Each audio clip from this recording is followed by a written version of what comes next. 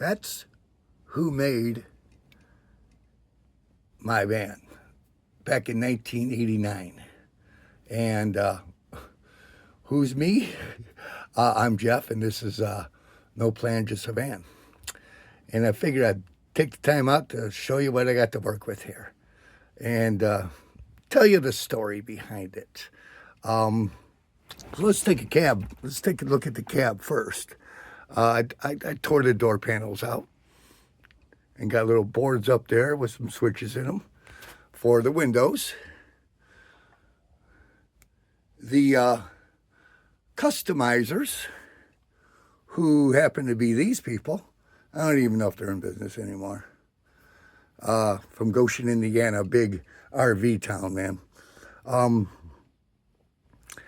They tore out all the good stuff and put their crap in there. It was plush, it was pretty, but it was rotted out. And let's take a look at the ceiling. And this is what I got for a dome light. So, the story behind this thing is that I picked it up at an agreed price of $1,650, and I tow it 60 miles to my house. And the people who had possession of this van were in the demolition business. And they had gotten an assignment to rip down a house that was a hoarder's house. And apparently she filled up her house so much that she couldn't live in it anymore. You see that what I did the other day? Yeah, not very good. But I fixed it. Okay? I got this stuff now. Gorilla Glue. All right? Again, I'm looking for that word bonds to metal. All right? That's what I'm looking for. And there you go. This is also an important word. Let's see. Fast grab. In my case, yeah, that's good. Anyways, she had gotten this thing and, filled up her house full of stuff. And then she moved into this van that apparently she was only taking out on weekends because it only had 26,500 miles. And to this day, what does it have now? Can't even read that. 232. Hey, that sounds like a number to play in the lotto tonight. Anyways, so she filled this thing up with stuff and moved out of it. And from there, it sat for 18 years doing nothing. And the mice had moved in, the black mold, whatever could have moved in.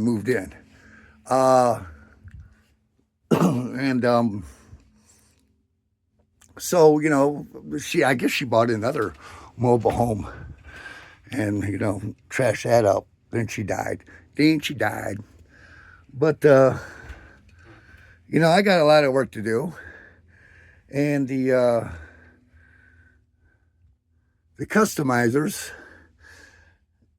in their wise decision, I ended up patching 210 holes in this thing. Little holes, big holes. One of the biggest holes was where the air conditioning was. And that used to be right there until I covered that up the other day. But here was another one. And, I'm quite a butcher when it comes around to, doing this. Hey, I'm going to cover it up, so it's not bad. So, I had 210 holes to cover up. And what I really, really, really want to talk about is the one I left open. See, a little bit windy out. That one right there. that's where my diesel heater exhaust went. And we've had discussions about the diesel heater. And, you know, I'll tell you what. There it is. And it sucks up a lot of electricity. So, last night, my little battery charger that I used for the electricity supply didn't work out. I mean, you know, I could have, but I went with that the big little buddy heater, and when that was propane powered. Yeah, I put a propane tank out just outside the wheel here, and you know, what's the pros and cons? Do I put 2 holes in for propane and the diesel heater? The diesel heater is obnoxious. It's loud. Propane, no, it's almost silent. But I've heard people complain about humidity. But if you don't like humidity, what the hell are you doing living outdoors? You know? So that's where that air conditioning went. You know? Other than that, van is running fine.